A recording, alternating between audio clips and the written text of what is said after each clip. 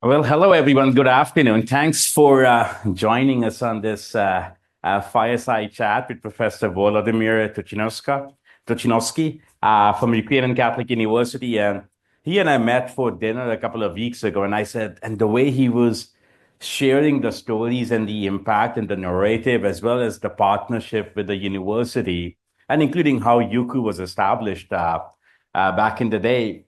I figured that it'll be a wonderful opportunity before he goes back to Ukraine to have a fireside chat. It just seems like a romantic idea. Now, to complete the romantic idea, we knew we could get an auditorium, but the fireplace was tricky. So we organized some fireplace here. So we now had actually doing a fireside chat.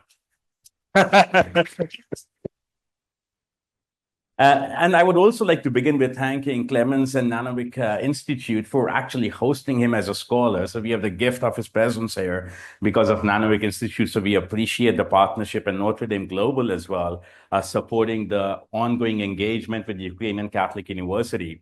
And just to give you a backdrop of why I am also in a Vishivankar, is I was at Kyiv, at Lviv, at the Ukrainian Catholic University a couple of months ago in August.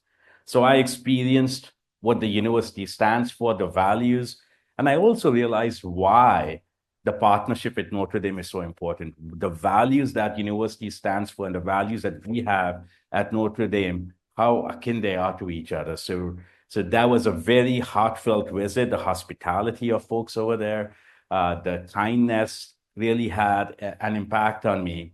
The fact that it took me 10 hours to cross the border, I wasn't complaining. Right? And I'm an impatient soul, but somehow going in was 8 hours, leaving was maybe 12 hours. I wasn't complaining because everything is in perspective. Everything is in relative to what you experienced then. So with that backdrop, again, we have the honor of engaging today with Volodymyr. He's a distinguished scholar and leader from the Ukrainian Catholic University in Lviv. He's the Dean of Faculty of Social Sciences, Director of the International Institute for Ethics and Contemporary Issues, and he really has been instrumental in guiding Ukrainian Catholic University through times of profound challenge and transformation. Now, the university is fairly young, as I gather, 2002, right? It was established, and it really has become a beacon of faith-based education and moral integrity, and I believe is the only Catholic university in the former Soviet Union, as I understand. And it's comes from the legacy of the Greek Catholic Theological Academy, and it's truly navigated the complexities of post-Soviet society, economic transitions, and more recently, the trials of conflict and war. But again, as I said during the visit to UKU as well, what was most amazing and heartfelt was its commitments to its mission, what the university stands for, has not wavered. In fact, that resolve has only strengthened. And we'll be talking about what does it mean to still provide quality education, think about community engagement, uphold the ethical standards, and truly exemplify resilience. And again, these qualities that we share with UKU is also how we describe our university at Notre Dame as well with those values. So Volodymyr, today, before we go on to a sense of resilience and the book you edited, and including a couple of folks from here, and Clemens have authored chapters in those books as well. Tell us a bit more about, you were first here in 2005, 2006. Now you're back here 14 years later. So it's a long 20-year friendship with Notre Dame, between UKU and Notre Dame, and between you and Notre Dame faculty as well. So tell us a bit about you and your process here. Thank you. Thank you so much for your kind introduction and very kind words. I'm happy to be here today, and I'm happy to share some of my thoughts or reflections. It's fantastic to have a kind of real fire, or kind of almost real fire, because I knew that your invitation to have a fireside chat was a kind of a serious one, but I was kind of doubting a bit whether there's going to be some kind of fire as a part of that. But well, we do have, and that's important. That's very important. Yeah, my first visit to Notre Dame was in 2006. And it happened that way that Professor Jim McAdams invited me to come here, and he himself visited our place, Lviv, Ukrainian Catholic University, back in 2005.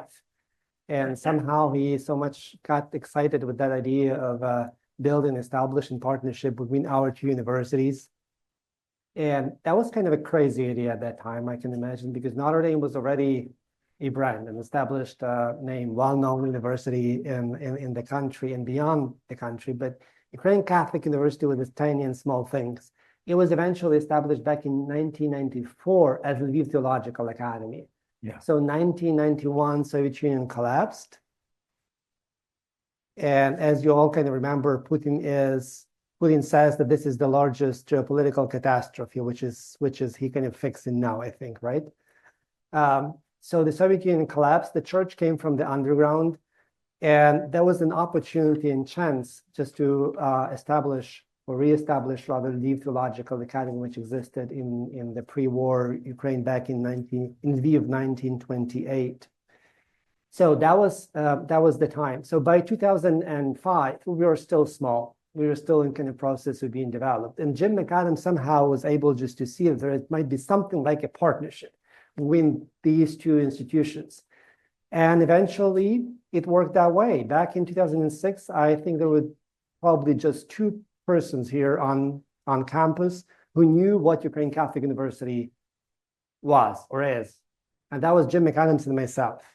And now we built that partnership to our incredible level. I always kind of come back in my reflection to the February of 2022 when Russians escalated, and when that was like a full-fledged war with kind of missiles flying into the country and the kind of Russians entering from so many directions into Ukraine.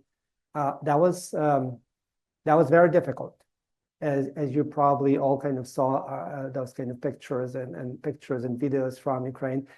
And 2 weeks after that, we got in touch with Notre Dame management, with your kind of vice presidents, and they were kind of interested in having a conversation, just to talk, just a Zoom conversation, just to know how we are, what's going on in Ukraine.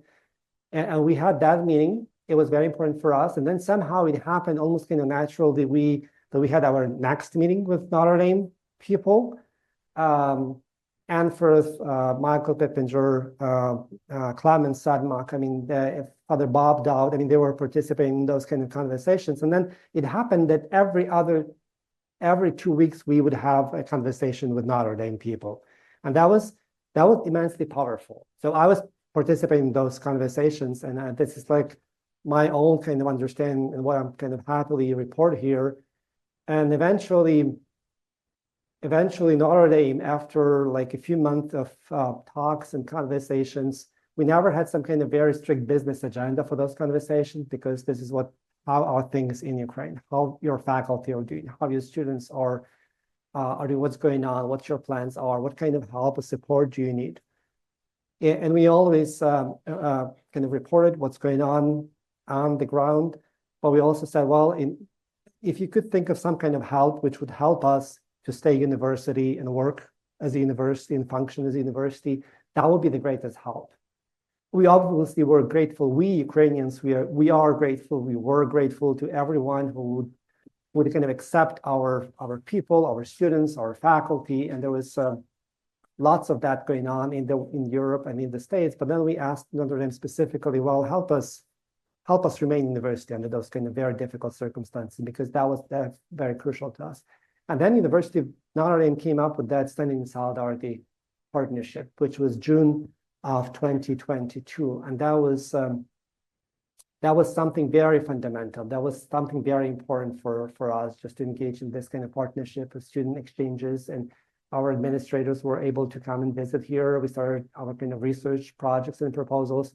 This was a real friendship. I think my experience of this partnership, it may be not that kind of academic way of putting this, but this is about friendship essentially. So this is not really kind of this is not so much kind of partnership. It sounds somehow kind of too official, but it's what we have here is born out of friendship. And the same way that that first contact between myself and Jim McAdams, which kind of evolved into this kind of very, very powerful friendship, I think the same way, the same kind of trajectory somehow was at work as we were building those institutional ties between our two universities.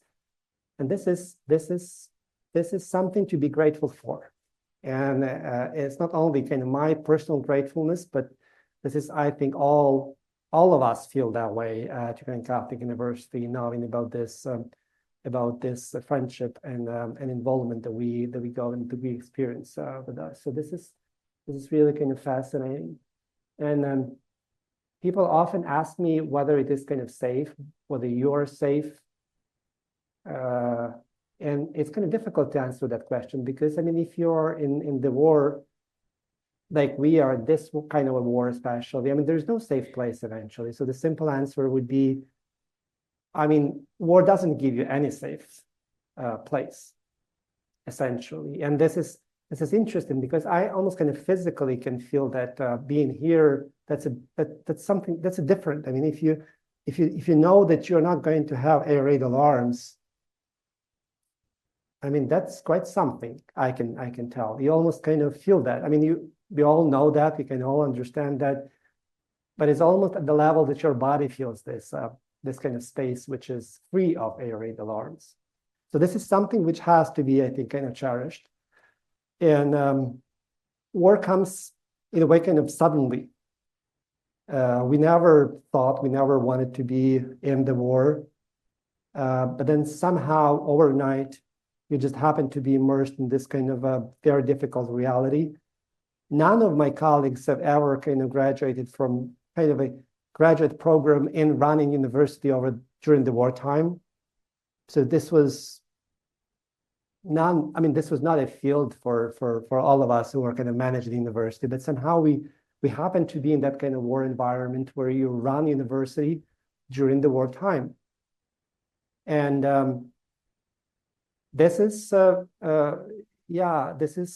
I think this is very important to have university running during the wartime, essentially, because my thinking is kind of very simple about this.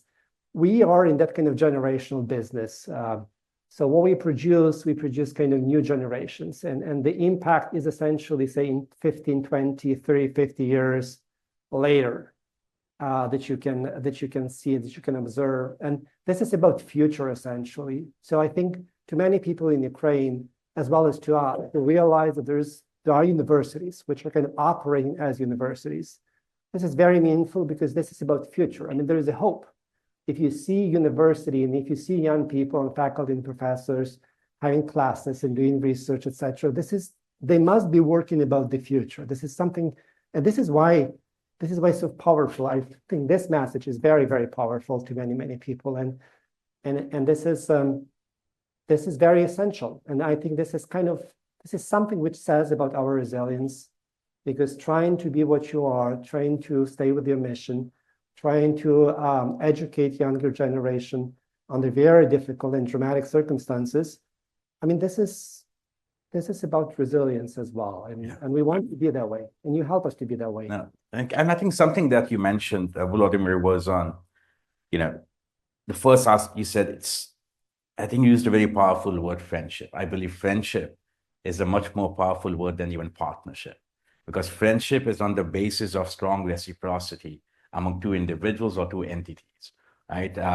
Where there is a response, there is a reception, there is a sense of giving, there's a sense of receiving, to have a good, strong friendship. And it also resonates with Father Bob in his inaugural address, really emphasized one of Notre Dame's priorities would be building bridges. And what's a better way? This is such an amazing example of building bridges with your university at the university level, at the individual faculty level, at the students level, and having that reflect in the notion of friendship. So thank you. I truly appreciate that. And then something else that you said, that what is safe?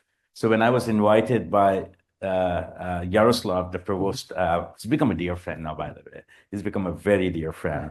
And even Alexei, in fact, I was speaking in Alexei's class this morning. remotely. I was talking to his PhD students in Ukraine at UQ. So when the National Academy of Sciences and your university invited me to come visit and give a talk, I said, sure, let's do it. And it was first week of August, and then some of the other invitees from National Academy of Sciences sort of backtracked. And then I said, I'm going to go. And I was asked, is it safe? And I said, if it's safe for you, it's safe for me. Because what is safe, right? It's that relative sense. And we took on to the trek. And I did wake up to an alarm that morning, by the way. And it was funny, at 6 a.m. in the morning, I'm staying at the beautiful hotel on campus. And the reason they said their downtown is amazingly gorgeous, by the way, of Lviv. Amazing coffee shops, restaurants, food scene is spectacular. I sampled your good cherry wine as well while I was there. So they said that there's a nice bunker in the basement of that on-campus hotel. If anything happens, you just go down. At 6 a.m. in the morning, there's an alarm that comes, the sirens, air raid sirens. And I go, and then if it is at the hotel, the guest house, they say things in Ukrainian. I'm like, I don't know what they are saying, but it's an air raid siren. I should just go down. So I go down to the basement, nobody's there. Then I go out and I see people going about their business. I was like, I should just go for a run and see the city. Then I texted Yaroslav and I said, hey, I was down. He's like, oh, there are different kinds of air raid sirens. This one means a jet has left Russia. And we know that if it's going to, there'll be another siren of a different type once a city is in danger.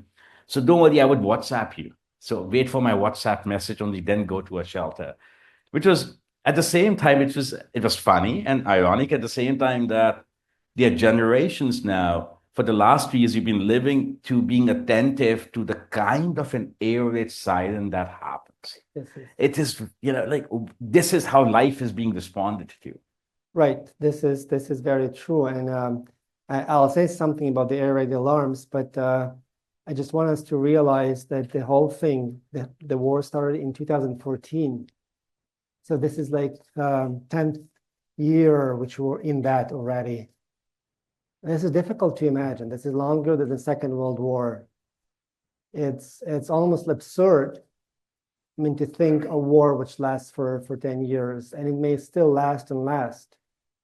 I'm thinking of my son. I mean, the youngest, we have 4. So he just turned 11 2 weeks ago. So he was born in 2013, November, and the whole thing exploded a few months later. Annexation of Crimea, et cetera, et cetera. So he's lived just a few months in a country without war, which was not invaded, which was not under occupation. And this is quite something. And when I look at our students, and they are 20 years old, whatever, 18, 20, 22, minus 10, it's like half of their life is already in that war.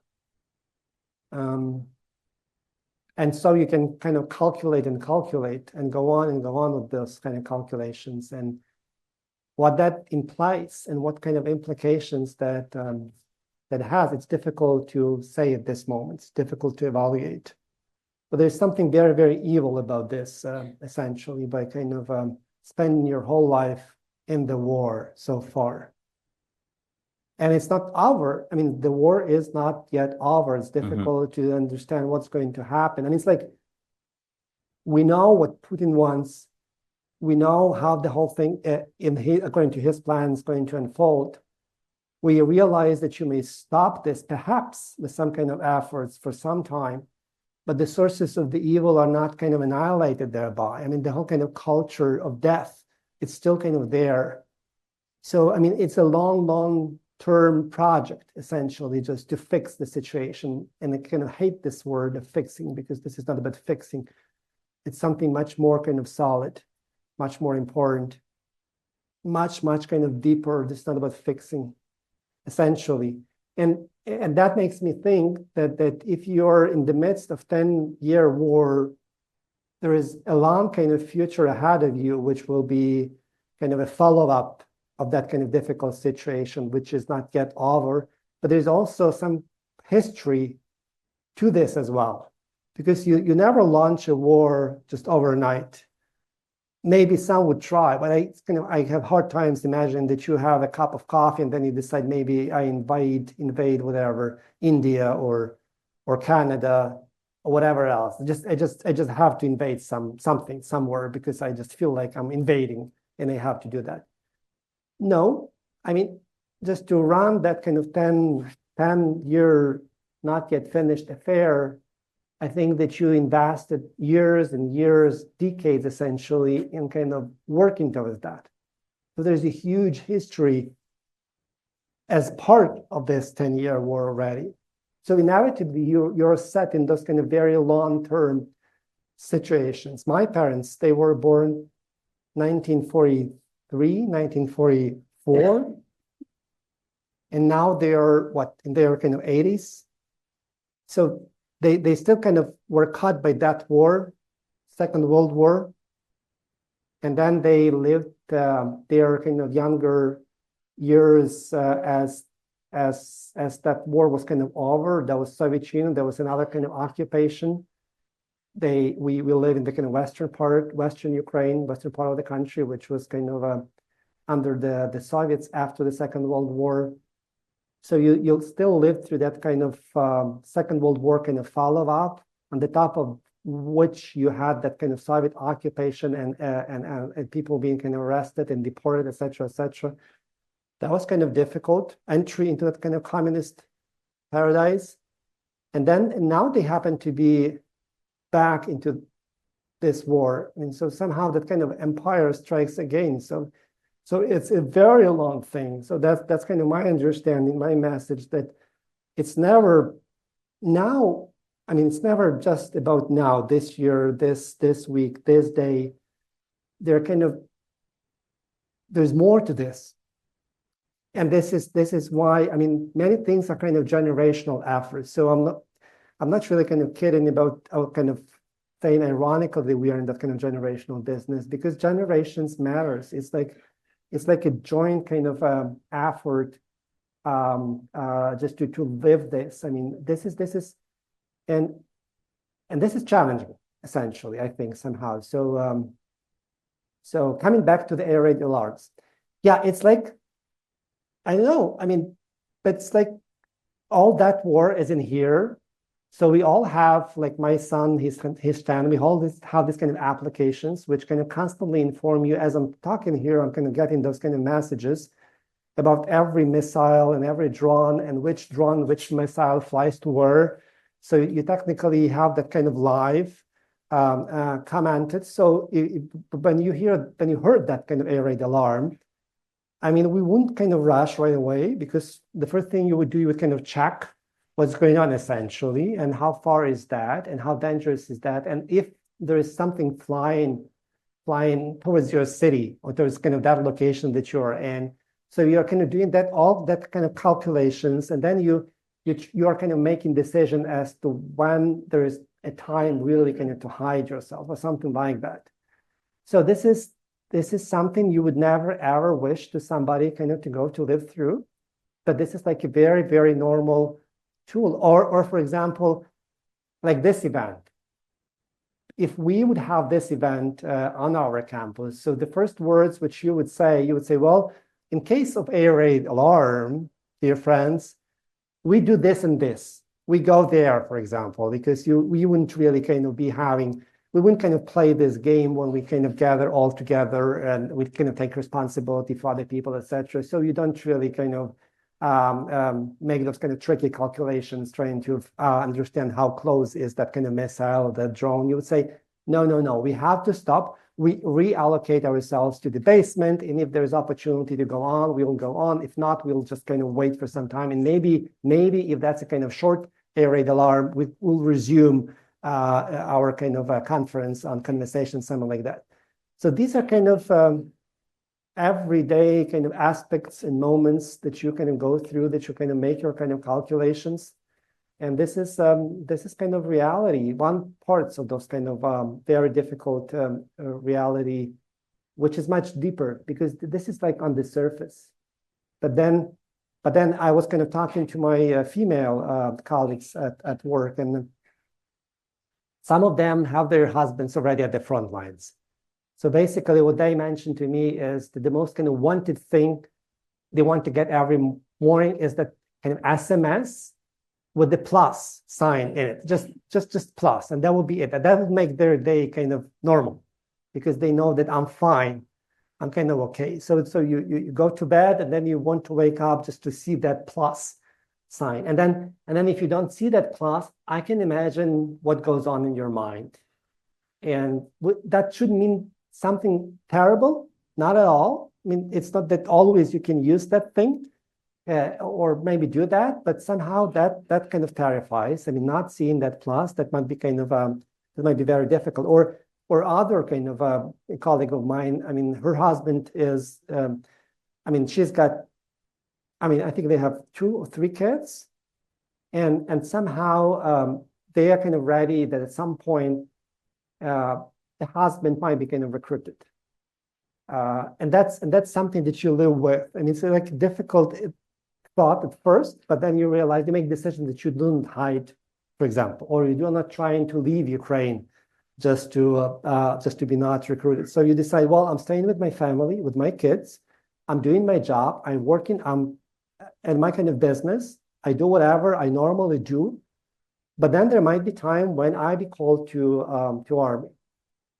And that thought is somehow kind of digested by both of them. So she would kind of tell me, well, we know, but at some point that might kind of happen. So we are trying somehow just to get kind of ready for this. And I'm kind of considering different things as to what I will be doing then with my 2 kids, not having husband at home while he's being at the front line. So you are kind of part of that kind of conversation already, thinking you're just kind of getting ready for this. This is all kind of very, very difficult in a way, just to go through. And these are kind of small things. You can always get to much kind of deeper and more dramatic things, like having 32 of our faculty, alumni, or students killed at the front lines already. And it's kind of very difficult, because when there were 20, I was kind of realizing there's going to be 21 at some point. And that's a bad feeling. And then they were kind of 30, and you kind of knew that there's going to be 31. There was 31. And you kind of live with this kind of sense and feeling and understanding. And you can kind of gradually kind of multiply and add more of those kind of moments and aspects, where you might have a school teacher and her husband or son or both might be at the front line, but then every morning at 8 o'clock you have to face 3 young faces, and you have to be bright and shining, and you have to somehow just to help them. And all these kind of thoughts about your kind of husband and what's going on with him, you have somehow to compress, just to put somewhere, to hide somewhere, because you are now with those kind of kids, and you are important for them, and you do that kind of job with them. And then you might have a raid alarm, and you have to say that, well, quietly, peacefully, and smiling, we have to collect our stuff. We have to reallocate our somewhere to the basement, or just walk through the street to whatever other basement might be kind of designated for that shelter. And you have to be in that kind of mood, as if nothing terrible is kind of happening. And that's another kind of challenge. These are kind of small, tiny moments, which I'm just sharing with you. But I think they're somehow kind of very telling. We don't have even to get to the trenches to see somehow the evil of what's going on, essentially. No, thank you so much for sharing. I feel it was a personal and a very candid perspective. It's not the perspective that we may receive from the news media or the news articles. And it's behind every word, behind every story, there are clearly lives. And as you said, since 1945, when your parents were born, Ukraine has been in the crossroads of multiple challenges, multiple empires throughout the last 80 years. So I applaud you and your countrymen for the resilience that you have as a nation, as a country, as people, because clearly to have gone through a repeated set of challenges, and we forget that the war isn't 2 years old, it is 10 years old. So thank you for also bringing that to the perspective. And something which I experienced when I was at your university, you mentioned your female colleagues, because the female colleagues and students and professors are not going to fight war at the battlefield, but they have taken on other responsibilities. I met with one of your students, and she has built this amazing dashboard about donor transparency where people are donating money. And she said, I need to show you where and how every dollar is going so you can trust us more. And then she drives to the border and understands what is needed and drives back. Or even when I had to be picked up from Krakow, the female students or colleagues had to drive because males cannot leave the country. So the sense of freedom takes a different perspective, right? You are free, but yet you are not free in many ways. And you are free, and yet you're worried about what happens tomorrow. You are free, but yet as a child, you don't know if my father has to go out to the battlefield. You're free, but you don't know if my husband has to go out to the battlefield tomorrow. So there are clearly, it's as you said earlier, Volodymyr, that what is safe, right? And safety is just such a relative term. So something that when I also realized there was this culture, there was the spirit at your university where when I may have some pictures of that, and we'll come back to the video that you have to share as well. 1 second. Yeah, please. Let me share this. So when I was there, this was me giving the lecture in the auditorium. And even this auditorium, by the way, was at the, I think it was underground, Yes, right? The exactly. classrooms are also underground because, as you rightly said, and I heard that warning too, that, hey, before we start A, B, C, D, these are the actions you must take if there's certain kind of air alarms. And apparently I rocked this color better than the other colors, so they gifted me this color. We were at the shop in your downtown. And this is this is the provost Yaroslav. But this lab, I wanted to share that this lab is a seat of innovation, right? And to me, this is where, and something you say in your chapter, I'll come to that as well for a second, but there were students imagining, okay, we are resource constrained. We don't have all the big dollars in the defense, if you will. Lot of gratitude to the US. They feel that Americans have been so helpful, and everyone you spoke to over there had a deep sense of gratitude to the US for standing by them, standing behind them, etc. But yet they are resource starved. And the kind of technology was being developed with the idea of that we are not there at the trenches for even the young men and women who are the students. What can we do to support our countrymen in the trenches? So the drone technology, the imaging and the sensing and everything else, they were home building these things.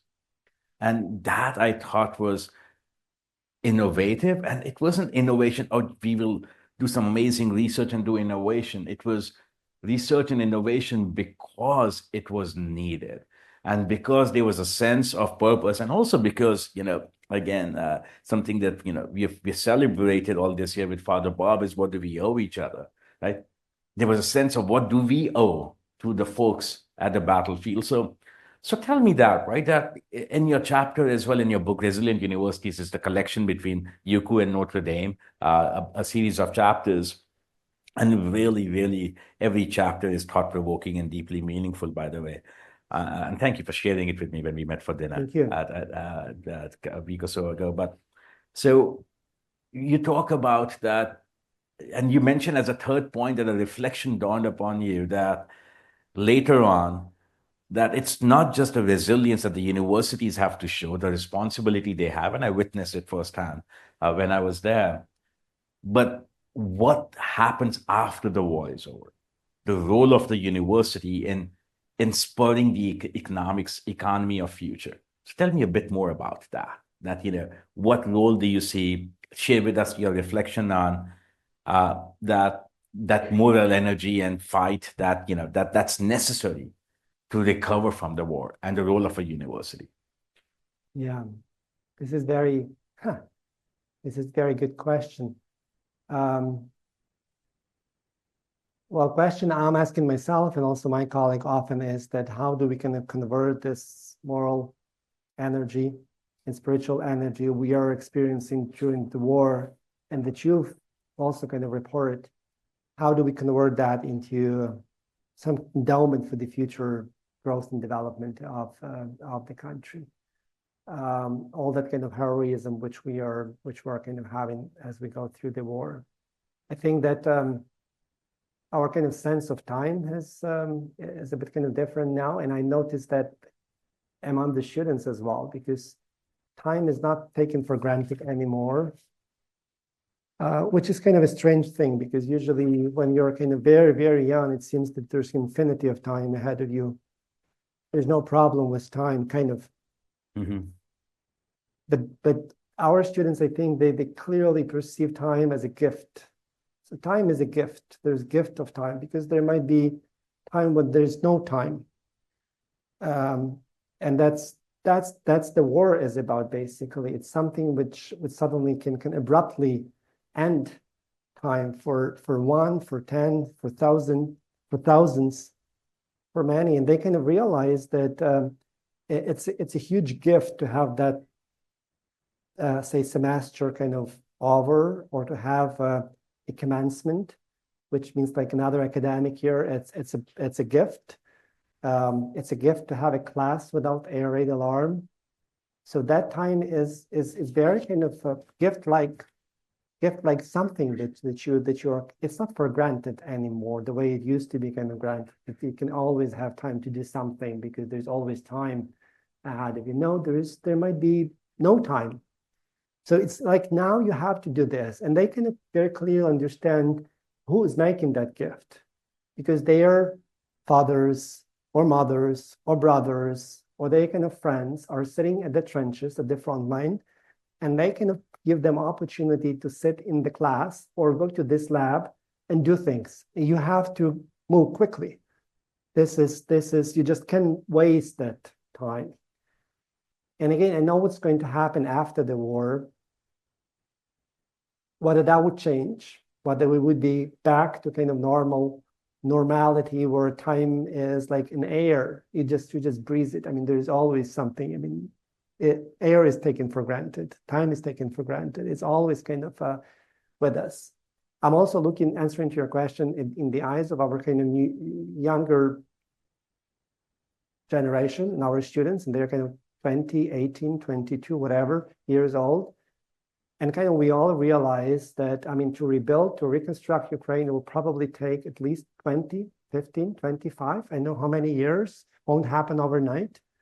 Even if you have lots of kind of money to back up the whole thing, even if kind of solid international solidarity would kind of help you to that, still there's a lot of work for many, many years. And essentially, that's their kind of future. I mean, to be kind of very honest. So you can educate those young people, and then you realize that for the next 25 years, you're going to be dedicating your life to rebuild this country. I know how exciting that is. I know how exciting that is for this kind of audience, for example, just to realize that all you're going to do is to reconstruct, to rebuild, to work hard. This is not so much about your career, individual career, because there's no way to make your career by kind of selecting this or that, by wishing to move to this city or to that city, or by kind of trying to get that job or this job or whatever. It's like you have to build that kind of field first. I mean, you have to rebuild the whole kind of country. Perhaps you will be making a career by doing that, but somehow that's the kind of dedication that they think they want somehow just to cherish, to help. I think we are kind of looking for some kind of endowment, whatever, spiritual, moral endowment, whatever, which would help them to go through that. That's a kind of difficult commitment to decide that the war is not yet over. You know what's going to happen eventually, when and how. But given that that is over, which may be 5 years from now, a year from now, 10 years from now, there will be 25 years of rebuilding the country. And that's your life. And that's a very clear message. I mean, to the students who are sitting in the classroom, that this is, guys, this is for you. This is where you should invest your life and your hopes and your expectations. Maybe this is not as tragic, and I'm trying to explain on the outside, because there's gift of time and gift of place. And you may think they might be perceiving that somehow kind of different on the inside. They seem to be very committed, because that's their time, that's their life, that's the space and time that they were kind of given granted, that's their calling. So the tricky thing would be, I think, somehow just to see that future in terms of me being called to rebuild this country. It might be kind of as simple. So maybe they are much more kind of spiritually comfortable that I was trying to think of them looking from the outside, like poor children. I mean, they are going to work hard for the next 20 years, 30 years, or whatever. This may not be that way, because on the inside, it's like us. I mean, I know what people think about Ukrainians and 10 years of war, but that's the life we have. I mean, that's the life we can rebuild, establish universities. We are kind of standing solidarity projects. We are about announcing another kind of call, phase 2 call for joint project with UNUCU and Notre Dame, with a kind of $500,000 of Notre Dame research money invested into this call. So that's life. We live that life. It's okay. We understand, we kind of accepted that situation, and you realize that you have to move forward. You've got your family, you've got your kids, you've got your country, and you've got your Europe. As a matter of fact, you've got that kind of evil somebody who's trying to kind of destroy all what you have, and you have to resist. And you're kind of, I'm not going to say you're kind of happy with this, but who else would do that? That's the message. Yeah. Kind of. And you're in that situation. So it's important not to lose this kind of hope and that sense of commitment, I think. If Putin tries hard to do something, I think he would intentionally try kind of to deprive Ukrainians of hope and of that sense of calling, mission, commitment that they have now, because that would be it. That would be the end. As soon as you have that, I think there's kind of hope that you move forward. Yeah. I think, that's where I completely appreciate when you said that earlier on, that the universities are in a generational business. The work we do today may not be for us today. It may not even be for our children tomorrow. It may be for our grandchildren. And it makes me think about when Notre Dame was founded, Father Sorin said that he had the vision of, that this would be the university, right, which would take on some of the biggest challenges. And the letter he wrote back in 1840s, right? So he saw a generational change. He saw 100 years later, 200 years later, what this university would be.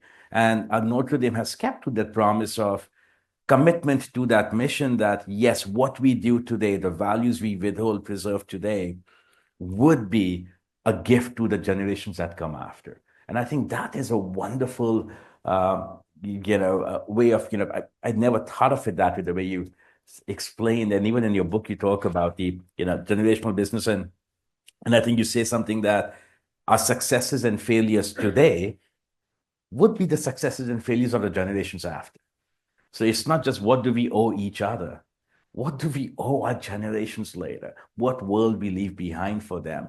And this is where I feel that we're grateful that the work that you're doing at UCU, you are truly becoming, despite being such a young university, 22 years in, although, there was a Lviv Theological Institute, but as a university, 22 years in, Right. And being the beacon of hope, right? And the ability for us at Notre Dame to share this experience, be part of this experience, be part of that scholarship, and be part of that support. We are grateful as well that it allows us to be part of a purpose that's an amazing calling of service for us. I want to show you the video that you have here. I'm going to go back to that. Yes, here.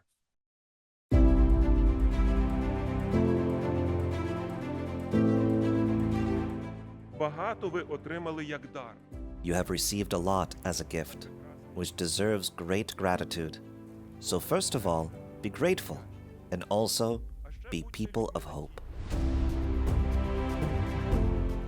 319 bachelors and 336 masters joined the UKU alumni community this year. Combat medic Gleb Bidyukov.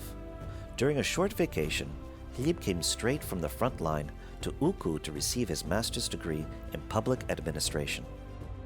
UKU has made an incredible contribution to the development of Ukraine by its very existence.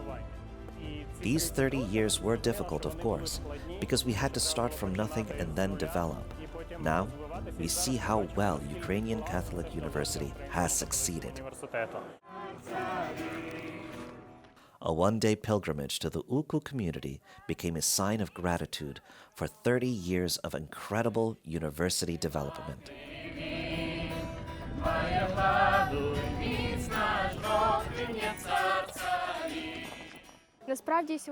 Today's pilgrimage is an excellent opportunity to remember the journey to the university where I am studying.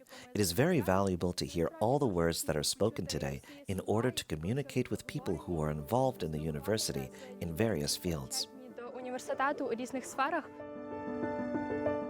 The opening of the University Medical Clinic is a significant event for the city and the country. This place is a base for the practice of future physical therapists, occupational therapists, and psychologists.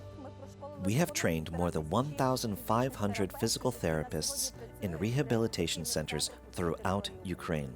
The university responds to the harrowing challenges faced by Ukraine through its work. The university wants to support Ukraine with its expertise in those problematic, difficult places. We understand that the war will leave a lot of wounds and it will have consequences for physical health and mental health. And we will need to work hard on healing, which requires science. It requires modern knowledge and skills. Specialists, not just skilled ones, but wise, loving ones, united in communities, in teams. Our faculties and our university train these specialists. I've been at war from the beginning. That is, I did not start from scratch. I got wounded when I stepped on a mine. I accidentally found out that I was no longer paid. I turned to a legal clinic. When I called them, my eyes were opened. They answered me so professionally. In the legal clinic, under the guidance of curators, students provide free legal assistance to people who have found themselves in difficult life circumstances due to the Russian invasion.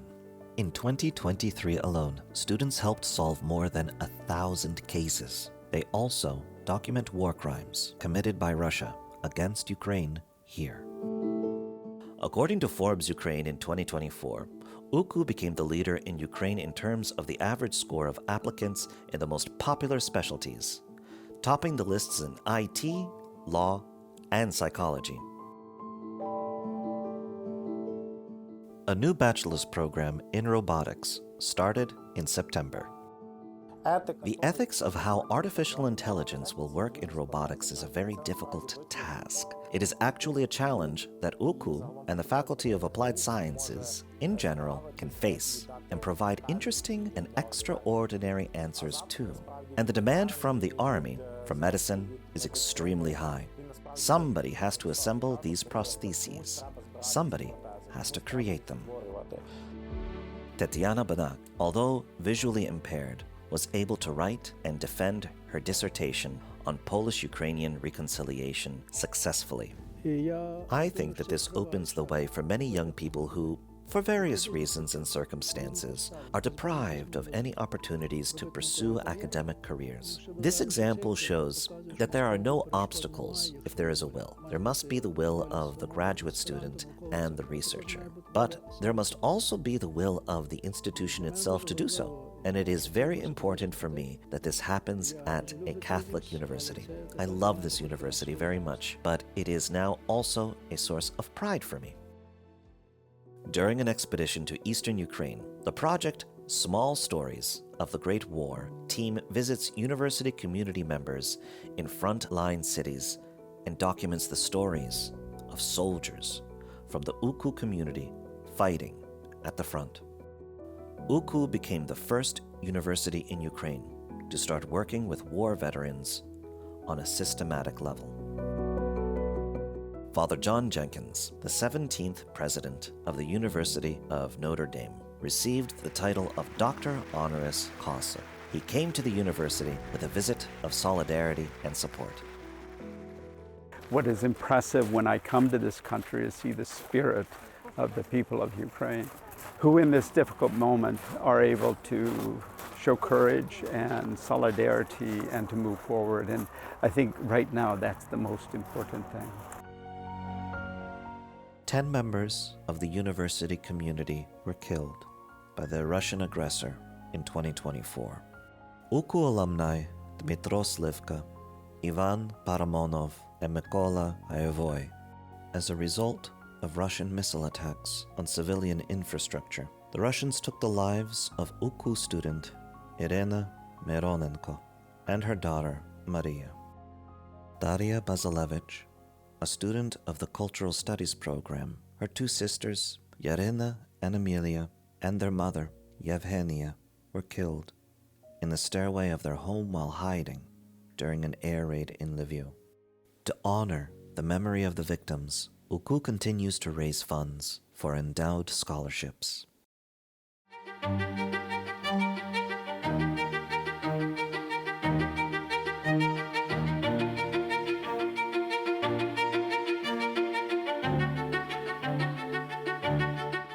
The Alliance of Ukrainian Universities includes 6 leading higher education institutions.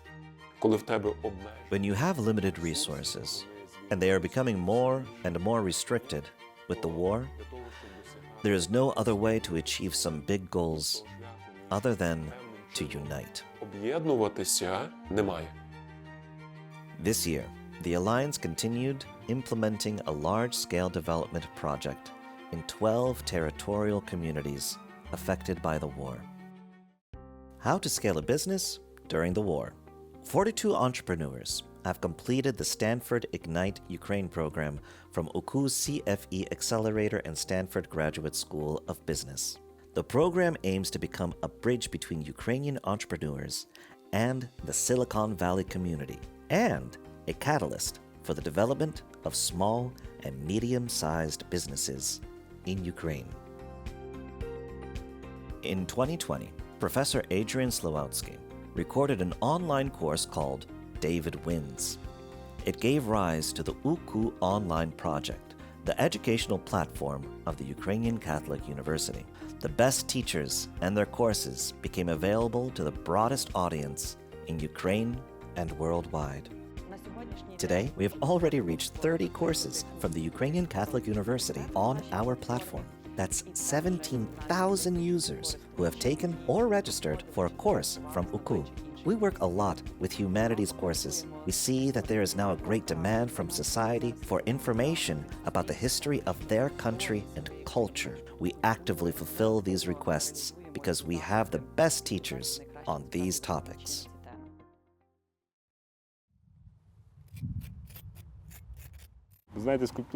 You know, sculpture is such a very parsimonious language. We have to express something significant in one form.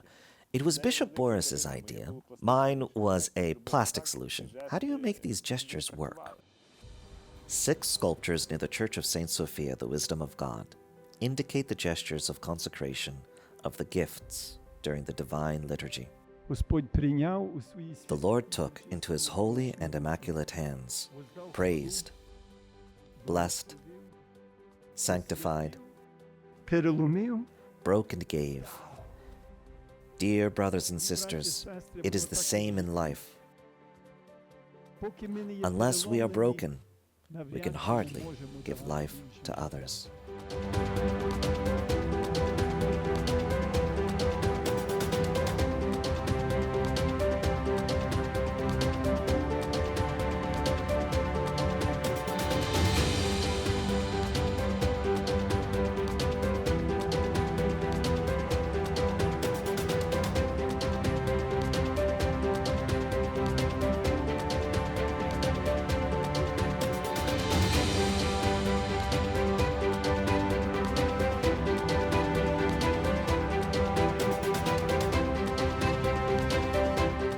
Thank you. That was very profound and collectively the people of hope. And thank you for sharing that video with us and even your thoughts. In the few minutes that we have, I wanted to invite all of you to see if you had any questions, thoughts, anything you'd like to share or ask of our guest. Yes. And for helping us understand the reality of your university. I just want to say, how can we help as researchers, as professors, our students? Is there anything else we can do to help you in your university to have even more bridges? Yeah, well, thank you so much. Well, just stay with us. I think this is very important. I think what I said, if you can help us to be university, to work as university, to build those endowments of kind of hope and spirituality and vision for the future, I think this would be very, very important. And this is why your visit was such important visit to us. I mean, my presence here, seeing you, having the opportunity to be with you, to work with you, this is extremely important. I think this is what is, I think, the most important thing. Just being together and working together and thinking about the future of the world together. And yeah, there's kind of it's very difficult, last thing, but very kind of practical. We also, as you mentioned, we are very grateful. We, meaning Ukrainians, we are very grateful to American people for this support. I mean, this is clear. And I can't think of anyone, I'm just thinking through my mind, who would say, well, this is not important. Americans have done something wrong or whatever. No, I mean, we appreciate what has been done. We also appreciate that fact that it was kind of stated by your president and repeated by many, many other people that we are going to stay with you for as long as it takes. The only thing I'm going to ask you, and I think it was a very powerful statement, but now I think after years have passed, I'd be very happy if we can sit together, friends, and kind of discuss that you're going to stay with us for as long as it takes to do what? To get where? To achieve what? I think this is now a very, very important part of kind of conversation that we should be getting clear about. And I think this is, I mean, there is right time to ask questions. And I think this is right time to ask this kind of question about the future, about the victory, about the evil, what's going to happen with that evil, how do we see our future? And granted that we have this commitment to stand as long as it takes, which is kind of fundamental. I mean, when it comes to issues like friendship is essentially about being with you for as long as it takes. Yeah. So this is something very, very, very important. I think we have to move to the next stage, given that we can clarify this.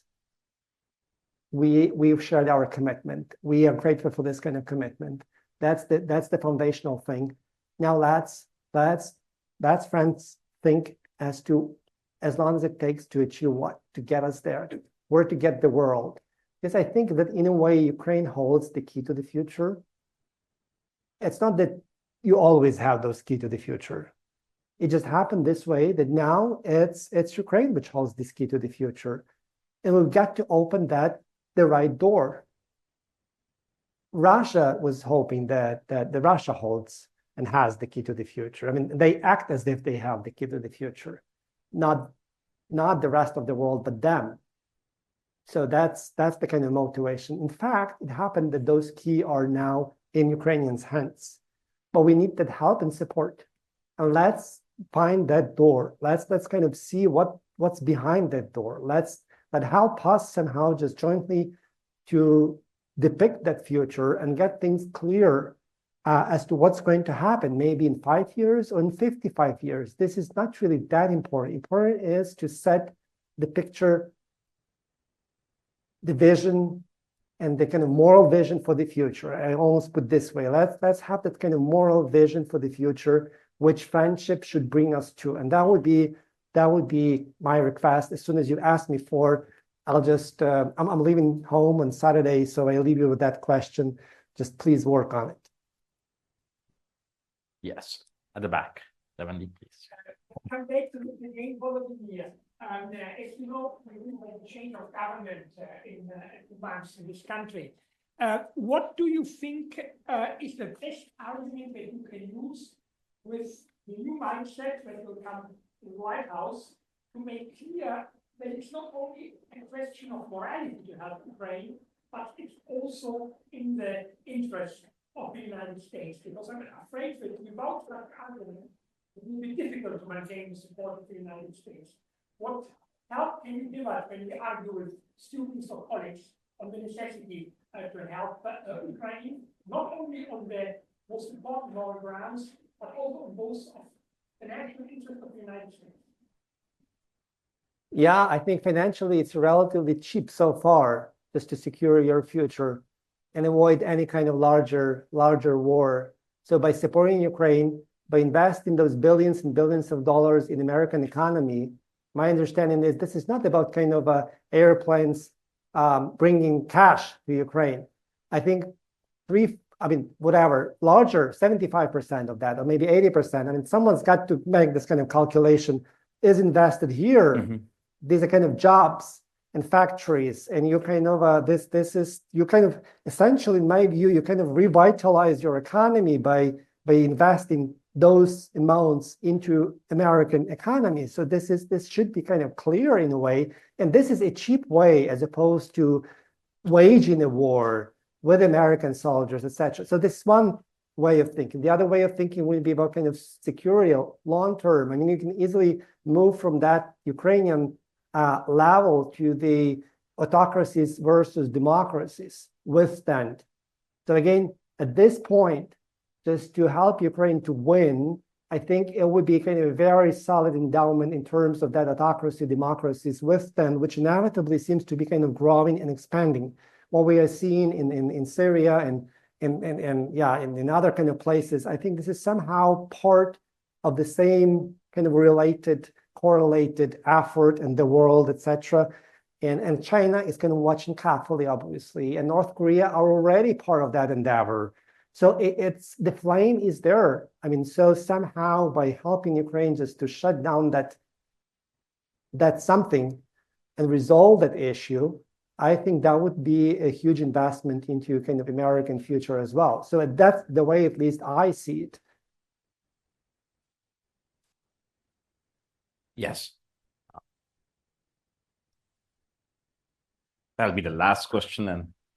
A couple years ago, a documentary came out called 20 Days in Mariupol, and it was about the first 20 days that Mariupol was invaded by the Russians, and there were two journalists that stayed behind to film everything that was going on, and they were able to smuggle some of that footage out.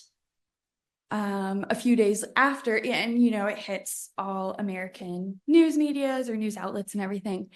And Russia decided to attack all the footage, saying this was deep fake, this was AI, this was technology that the Ukrainian people were using as propaganda to, kind of tug at the heartstrings and to make us feel called on a moral level to respond.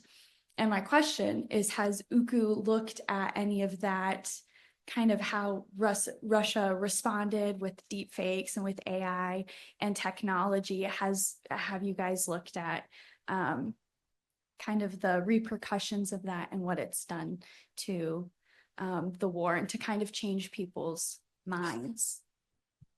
Yeah, I mean, we have like 30 seconds. It's a very good question. I mean, my kind of quick message would be that we are all in this kind of hybrid war. So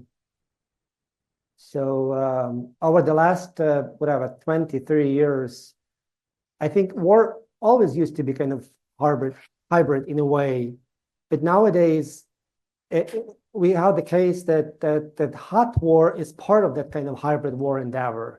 So there are multiple front lines in the world, as you can imagine. So there are like 1,500 kilometer front line in Ukraine, which we all know, which we all kind of monitor and understand what's going on. It's kind of devastating. It's very difficult.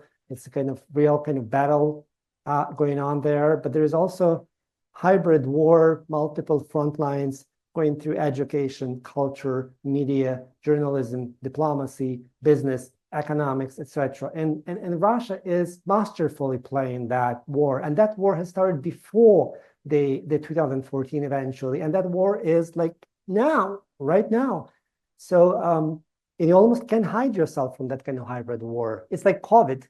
It's like, how would you hide yourself from COVID in a way? It's like, you can try to do something somehow, but it's moving. Mm-hmm. It's kind of trying to surround you. It's kind of, you can do very little to escape that impact, COVID impact. And in the same way, I think the hybrid war is kind of designed, it's moving itself. It's still perpetuating in a way somehow, and it's entering, especially, I mean, that's a masterful move when it comes to democratic societies, because I mean, then it's almost completely invisible or very often invisible. How that kind of hybrid efforts penetrate through media and in the minds of people, and then you have all those kind of elections and you vote, etc. And it seems like everything is fine. It's a free land. There's free people here, and whatever we decide, we decide. Well, I mean, someone is kind of playing this game in a very kind of masterful way by using modern technology, and you can almost kind of anytime be everywhere you want to be with those kind of technologies. So space doesn't really matter. And time almost kind of doesn't matter as well, because in the matters of kind of seconds, you can be anywhere. So there's no geography. I mean, geography changed, time has kind of changed, and you launch this war on this completely different kind of assumptions in a kind of spaceless, if you wish, and almost kind of timeless way. You're possible just to touch some people and change their minds and influence them. This is very serious. By the way, that's another thing too, that kind of American concern, because by kind of trying to say that we are not part of the war, I mean, that's exactly the effort of the hybrid war to make you say this, because that's, if I were, I would be happy if you make this kind of conclusion and statement, and that would be exactly the special operation, which is so much allowed by Putin, not so much kind of hot wars, but those kind of special hybrid operations with the masterfully performing, how to react to this. I mean, that's a huge challenge. Another good question, which I might leave you with. Well, thank you so much. And, we'd like to end the conversation with the, a sense or a commitment or a promise of solidarity, friendship, and more importantly, hope. Thank you. Right? And it's not the hope just for today and tomorrow. It's for generations to come, right? When tens of years later, when there is another fireside chat being held in this auditorium, because this will stay beyond us, they'll be reflecting on the words that were said, and those words will reverberate 10, 20, 50, 100 years from now. So thank you so much for joining us today and the gift of your time. Thank you so much for your invitation and for this conversation, and thank you for your time. I mean, it's a huge gift. Thank you so much.